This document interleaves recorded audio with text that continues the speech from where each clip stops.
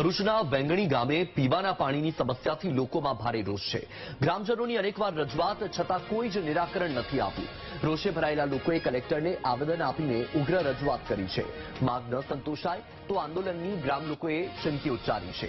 તાત્કાલિક પાણીની વ્યવસ્થા કરવામાં આવે તેવી ગામ લોકોની માંગ છે।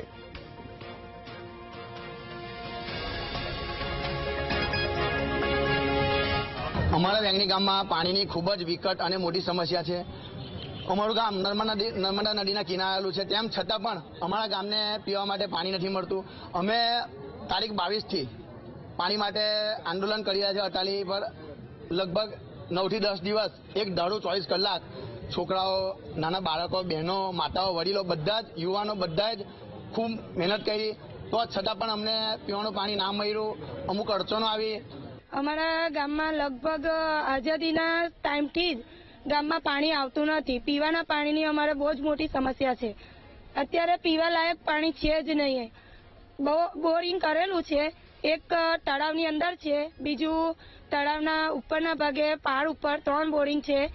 પીવાના પાણી માટે જે પાણી અંદર તળાવના બોરમાંથી આવે છે એ ગટર લાઈનનું પાણી તળાવમાં ભેગું થાય છે। તળાવની હાલત તમે જોઈ જ લો કેવી છે તે। ગટર લાઈનનું પાણી એની અંદર આવે છે અને એ પાણી અમારા બોરમાં ઉતરે છે, એ અમારે પીવામાં વાપરીએ છીએ।